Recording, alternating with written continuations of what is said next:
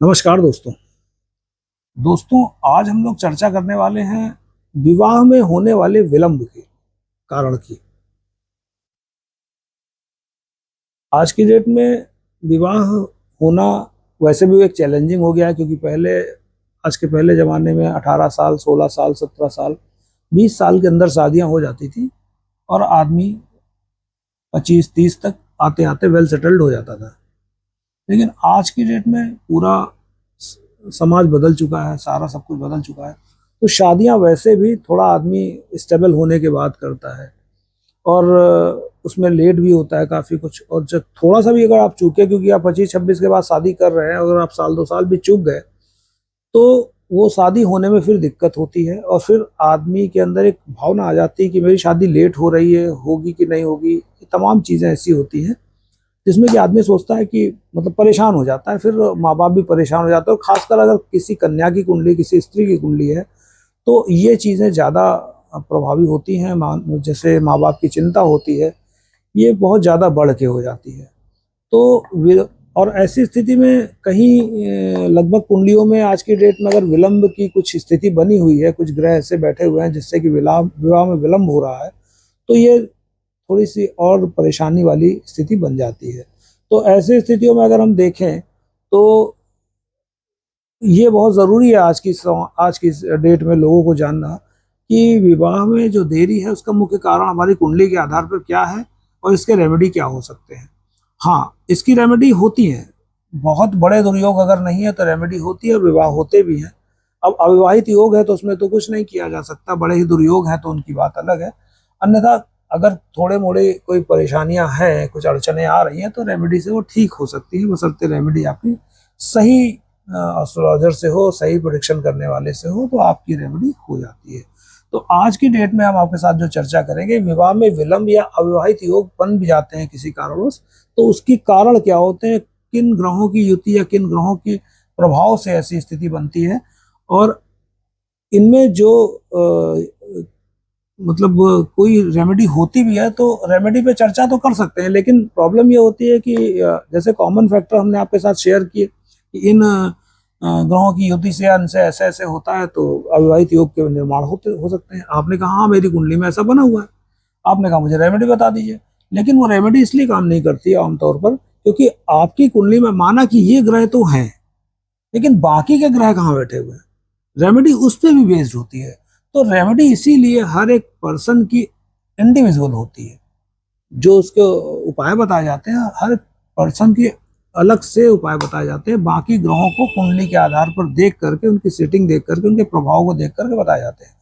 तो इस वीडियो को देखने से पहले मैं आपको बता दूं कि अगर आप रेमेडी की बात करें, आप ये ना कहें, अक्सर लोग अपने कमेंट्स में बोलते हैं कि मेरे में भी है, बताइए पंडित जी क्या होगा, अब मेरा क्या हो सकता है। मेरे पास ऐसे बहुत सारे आते हैं। मैं बार बार अपने वीडियो में कहता हूँ कि मुझे अगर कोई भी चीज़ देते हैं तो मेरे व्हाट्सएप पे आइए, मैं 2 से 4 मैं बैठता हूँ। मैं मतलब कुंडली फ्री जो है वो आपके एक क्वेश्चन 2 क्वेश्चन आपके हम फ्री आपको जो एनालाइज कर देते हैं। तो उसमें ऐसी कोई बात नहीं, आप व्हाट्सएप कॉल कीजिए, हम आपको बिल्कुल देंगे। लेकिन इस तरह से अगर आप पूछेंगे तो ना, मुझे देखिए, मुझे टाइप वाइप करने में काफ़ी ज़्यादा प्रॉब्लम होती है। मैं जो है व्हाट्सएप पे ज़्यादा टाइप वाइप करना पसंद नहीं करता हूँ। मैं सीधे मुंह से बताना पसंद करता हूँ, सीधे ओरल। इसलिए आप व्हाट्सएप कॉल कीजिए मुझे, मैं उसी समय आपकी कुंडली खोलूंगा और उसी समय आपको बताता चला जाऊंगा। अगर आप मुझे बोले कि मैंने क्वेश्चन बोल दिया है पंडित जी मुझे बता दीजिए, तो आप मुझे सवाल देंगे तो मैं थैंक यू लिख के बोल दूंगा। मैं जवाब नहीं दे पाता, मुझे लिखने में बड़ा आलस लगता है।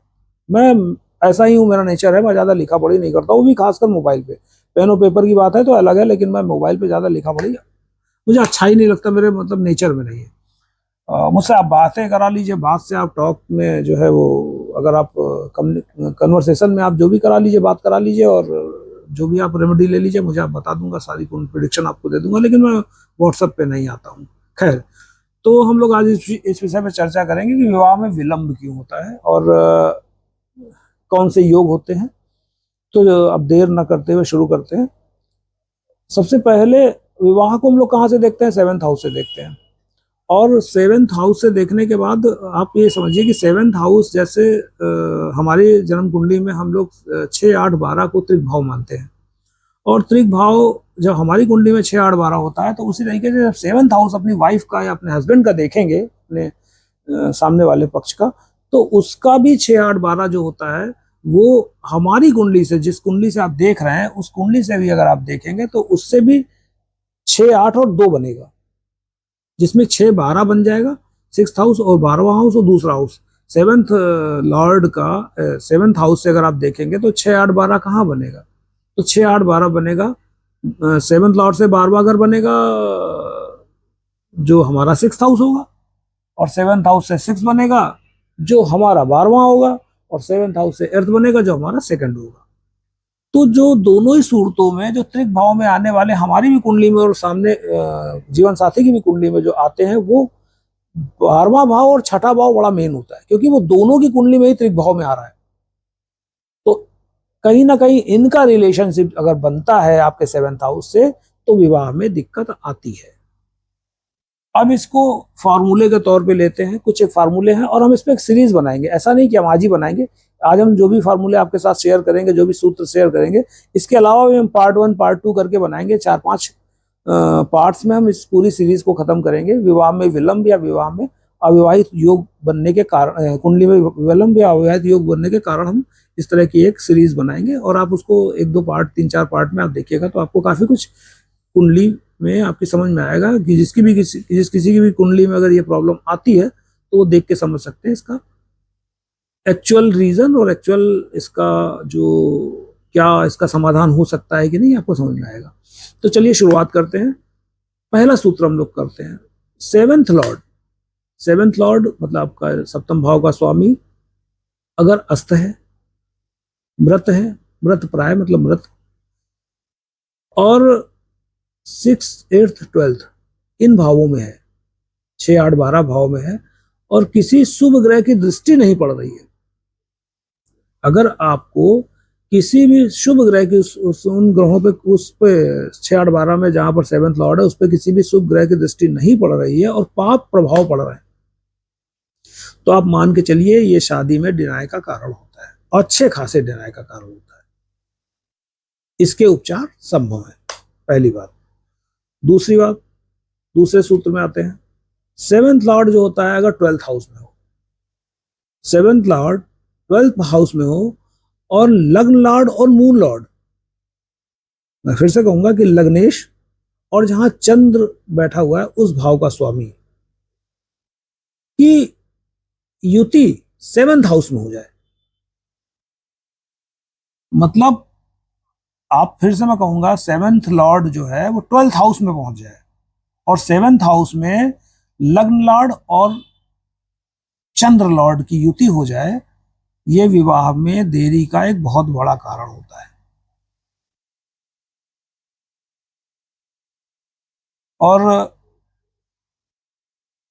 फिर कहेंगे कि इसमें एक जो हम ये बात कह रहे हैं इसको आप हर सूत्र के साथ रखिएगा कि इसमें शुभ ग्रह की दृष्टि बड़े मायने रखती है। मतलब इसमें भी अगर शुभ ग्रह की दृष्टि पड़े तो हो जाएगा विवाह, देर से होगा लेकिन हो जाएगा, लेकिन बड़े खटपट रहते हैं, हो जाएगा। क्योंकि अगर विवाह में ही दिक्कत आ रही तो जाहिर सी बात है कहीं ना कहीं वैवाहिक जीवन में भी दिक्कत आएगी, इस बात से आप डिनाई नहीं कर सकते। अब जैसे उदाहरण के तौर पे आपको बताते हैं कि अगर 7th हाउस में 6 8 12 के स्वामी बैठ जाए तो विवाह में दिक्कत आती है। ये एक कॉमन सी सूत्र है कि 6 8 12 के स्वामी अगर 7th हाउस में आके बैठ जाए तो विवाह में दिक्कत आती है। तो लेकिन अब यहीं पर एक फॉर्मूला लागू हो जाता है शुभ ग्रह वाला। तो 7th लॉर्ड अगर खुद भी वहां आकर बैठ जाए तो मुश्किल तो होंगी, लेकिन जैसे तैसे आपकी शादी करा देगा, दिक्कतों को से लड़ते हुए आपकी शादी हो जाएगी। तो उस शुभ ग्रह का इतना परिणाम होता है कि शुभ ग्रह कहीं से भी अगर थोड़ा बहुत भी दृष्टि मार दें तो उसमें गुंजाइश नाम की चीज एक बन जाती है। अच्छा, एक और बड़ा महत्वपूर्ण सूत्र है, आप इस पर ध्यान देंगे तो आपको अक्सर ज्यादातर लोगों की कुंडलियों में दिखाई देगा। शुक्र चंद्रमा की युति किसी भी भाव में हो, शुक्र चंद्रमा की युति किसी भी भाव में हो, और शनि राहु मंगल की दृष्टि पड़ जाए, शुक्र चंद्रमा की युति किसी भी भाव में, कुंडली के किसी भाव में, कोई आप मतलब उस पर मत जाएगी, इस पे कारक होते हैं ना, और उस पर शनि मंगल राहु इनमें से किसी की दृष्टि या इन तीनों की दृष्टि पड़ जाए तो बहुत ही खतरनाक है फिर तो, और या इनमें से पड़ जाए, दृष्टि पड़ने के बाद किसी शुभ ग्रह की दृष्टि ना हो, तो आप ये मान के चलिए विवाह में देरी तो होती है, कभी देरी हो सकती है, या मान लो मुश्किलें बढ़ जाए, या कभी कभी ऐसा भी होता है विवाहित योग को ही मान लीजिए, इसमें आप विवाह नहीं भी होता है, पूरी उम्र बीत जाती, विवाह नहीं होता है। ये इतना खतरनाक योग है। अब आप एक और सूत्र आपके साथ शेयर करते हैं। लग्नेश नीच का सप्तम हाउस में, 7th हाउस में हो, और सप्तमेश नीच का लग्न में आके बैठ जाए। लग्नेश नीच का सप्तम हाउस में, 7th हाउस में, और सप्तमेश नीच का लग्न में बैठ जाए, और फिर वही कि पाप प्रभाव से युक्त हो तो भी ये काम हो जाएगा, बशर्ते शुभ ग्रह ना हो। लेकिन जिसमें भी शुभ ग्रह नहीं है, दृष्टि नहीं पड़ रही और शादियों में दिक्कत आ रही, तो इन सब की रेमेडी पॉसिबल है। आप मान के चलिए, जैसे अभी हमने आपको बताया ना कि जैसे शुक्र चंद्रमा है, तो इसमें, और शनि मंगल राहु की दृष्टि है, तो इसमें रेमेडी पॉसिबल थोड़ी कम होती है, इसमें चांसेस कम होते हैं, क्योंकि ये किसी ना किसी तरीके से अविवाहित योग को दर्शाता है। लेकिन बाकी के जो हम बता रहे हैं, जिसमें कहते हैं कि शुभ ग्रह की दृष्टि ना हो, तो वो थोड़ा सा कठिन होता है। अच्छा, एक और भी आपके साथ शेयर करते हैं सूत्र। सप्तम हाउस में केतु हो, जाहिर सी बात है लग्न में राहु हो गया, और उस पर शनि और मंगल सप्तम भाव पे दोनों की दृष्टि पड़ रही हो, भले ही सप्तमेश कोई भी हो, आप ये मान के चलिए जैसे तैसे शादी हो जाएगी, चाहे वो 50 साल में हो। लेकिन शादी के बाद एक उदासीन वैवाहिक जीवन जीना ही पड़ेगा, कोई चार्म नहीं रह जाता। वैसे 50 साल की शादी के बाद चार्म कहाँ रह जाता है, चार्म नहीं रह जाता है।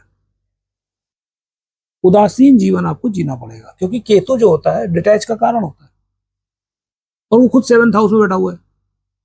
इवन अगर गुरु भी हो जाता है तो डिटैचमेंट बड़ा प्रेम वाला होता है, कि आपको प्रेम बहुत रहेगा, बट आपको ये रहेगा कि मतलब परवाह रहेगी, प्रेम नहीं, मतलब उतना जिम्मेदारी ज्यादा, जो लोग ज्यादा ना आज की डेट में बहुत ज्यादा केयरिंग नेचर होते हैं, दिखाते हैं वाइफ के लिए, वो सब कुछ नहीं होगा।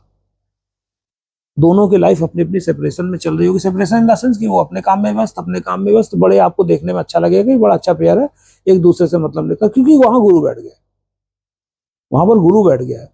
बस वो शनि की राशि नहीं होनी चाहिए।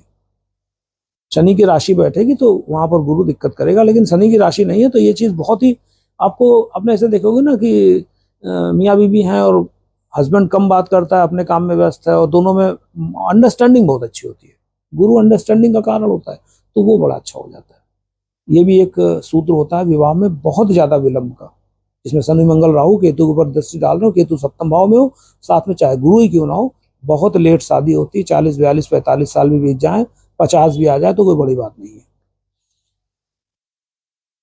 अच्छा, शनि चंद्र की युति, जिसको कि हम लोग विष योग, अभी पीछे वीडियो में मैंने बताया, विलंब का कारण यह भी होता है। शनि चंद्र की युति में आदमी का मन ही नहीं करता शादी करने का। ज्यादातर लोगों का देखिएगा शनि चंद्र की युति हो, और जैसे बुध और शुक्र की युति हो, अगर कुंडली में युति बनती है ना, और कहीं 7th हाउस में बन जाए, तो विवाह तो लेट होता ही होता है। इसमें तो कोई बट नहीं है। 7th हाउस से अगर शनि रिलेशन बनाता है तो विवाह में लेट होता ही होता है। इसमें तो आप कहीं से मोहर लगा लीजिए, फिर वो आप सोचिए 25 साल में शादी हो जाए तो तभी पॉसिबल है।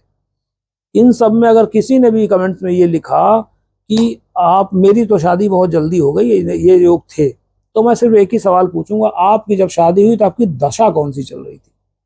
क्योंकि दशा से बड़ा ज्योतिष में कुछ भी नहीं होता है। अगर मान लीजिए आप तुला लग्न है और राजयोग कारक ग्रह शनि की दशा पहले ही आ गई, शादी की मान लीजिए आपकी 17-18 साल में आ गई, तो कोई बड़ी बात नहीं कि उसमें आप, और गुरु की कहीं सेटिंग अच्छी हुई, वहां पर सेटिंग, गुरु की दृष्टि अच्छी हो गई, मान लो कितने भी कुछ हो, गुरु की दृष्टि पड़ ही गई, तो आप ये मान के चलिए शादी जल्दी हो जाएगी, इसमें कोई बट नहीं। तो कभी ज्यादातर ऐसा होता नहीं कि दशा साथ दे जाए, वरना दशा जब भी आती है तो बड़े से बड़े बदलाव, बड़े से बड़े पलट, मतलब आपकी जिंदगी की पलट चीजें करके देती है आपको। तो आप इसको समझिए, और जैसे शुक्र बुध की मैं आपसे बात कर रहा था, शुक्र बुध की युति होगी तो आप देखिएगा कि वो आदमी बड़ा खूबसूरत होगा, बड़ा ही मतलब बातूनी, व्यवहारिक, और उसके पीछे लाइन लगी होगी लोगों की। लड़की है तो लड़के की, लड़का हो तो लड़कियों की, बट उसका अंतर मन जो है, अंदर से मन नहीं करेगा कि शादी करे। ये एक विलंब का बहुत बड़ा बड़ा कारण होता है। जितने भी शुक्र बुध वाले होते हैं तो वो देखिएगा ज्यादातर लेट शादी में आते हैं, वो लेट शादी के फेरे में आ जाते हैं। तो ये कुछ ऐसे सूत्र हैं कि जिनको आप चाहेंगे ना कि तो मतलब इसको आप डिनाई नहीं कर सकते कि ये मतलब गलत है या कुछ भी, आप ये इस बात से आप डिनाई नहीं कर सकते। तो अब जैसे कुछ बहुत ही डेडली कॉम्बिनेशन होते हैं, बहुत ही डेडली कॉम्बिनेशन होते हैं कि जैसे हम आपके साथ एक कॉम्बिनेशन शेयर करते हैं, जैसे सैटर्न प्लस सन 7th हाउस में, सैटर्न प्लस सन 7th हाउस में, और जाहिर सी बात है सैटर्न और सन अगर एक राशि में होंगे तो दोनों तो उच्च के नहीं हो सकते, दोनों नीच के नहीं हो सकते। और उसके बाद अगर कहीं खुदा ना खास्ता कोई भी एक नीच का पड़ गया उन दोनों में, चाहे वो 7 लिखा हो चाहे 1 लिखा हो, ये बहुत ही बड़ा खतरनाक कॉम्बिनेशन है 7th हाउस के लिए। पाप प्रभाव पड़ रहा हो, अगर शुभ भी पड़ रहा होगा तो भी ये मान के चलिए कि खिटपिट वाला नहीं, बड़े मेजर बदलाव वाला, मेजर विवादों वाला ये कॉम्बिनेशन है। ये कंजक्शन जो है, ये कंजक्शन बहुत ही खतरनाक है। बहुत मतलब मैं तो कहता हूँ किसी कुंडली में ना ही मिले तो ज्यादा अच्छा, लेकिन होता तो है ये, ऐसा तो मना नहीं कर सकते।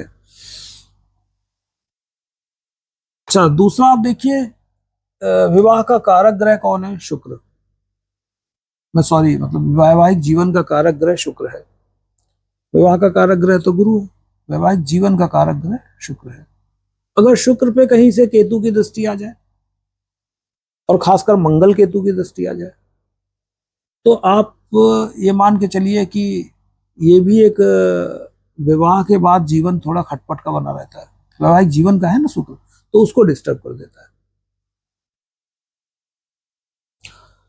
एक और डेडली कॉम्बिनेशन याद आ गया, अगर अब मंगल केतु 12th हाउस में हो। अब समझिए, मंगल जब 12th हाउस में होगा तो मांगलिक योग तो बना ही देगा।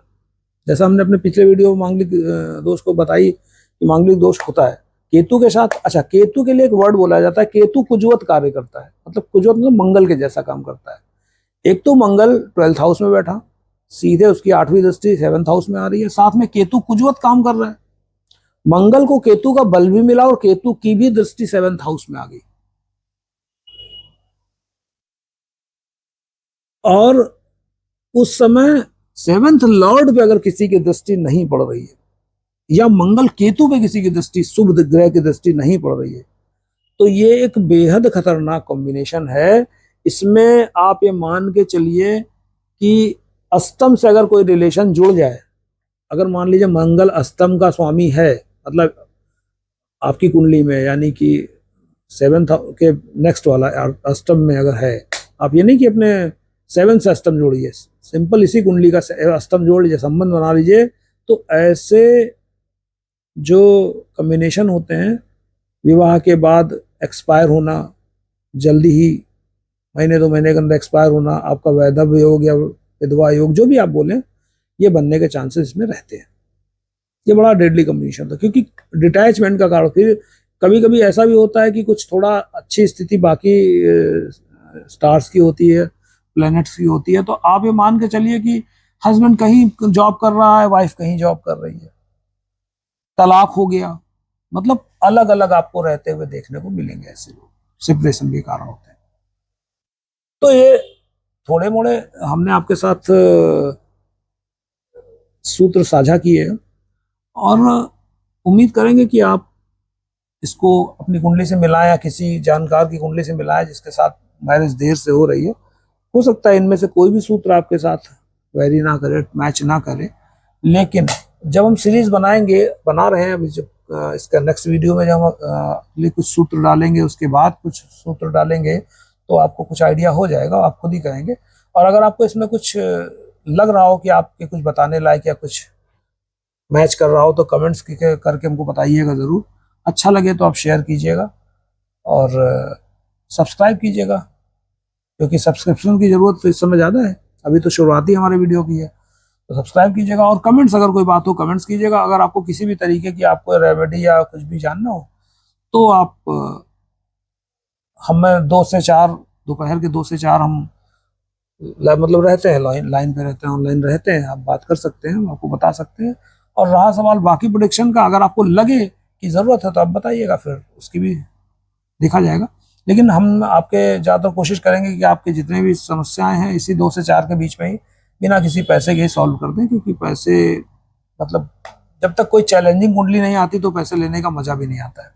सच्चाई ये है कि जब तक कुंडली ऐसी ना हो कि जो आईसीयू में एडमिट हो, उसकी कुंडली देखो, उसको कुछ हल बताओ, तब तक कुंडली देखने का मजा भी नहीं आता है। तो आप बताइएगा, और अभी हम मिलते हैं इसके बाद आपसे अगले वीडियो में। बाकी के भी कुछ और भी कुछ सूत्र हैं, उनको भी साझा करेंगे आपके साथ। अगर आपको अच्छा लगे तो आप सब्सक्राइब, लाइक जरूर कीजिएगा और शेयर जरूर कीजिएगा, ताकि जानकारी दूसरों के साथ भी साझा हो सके, लोगों में चीज़ें बढ़ें, लोगों में चीज़ें आसानी से फैलें, ताकि लोग जागरूक हो सकें। चलिए मिलते हैं अगले वीडियो में, तब तक के लिए नमस्कार।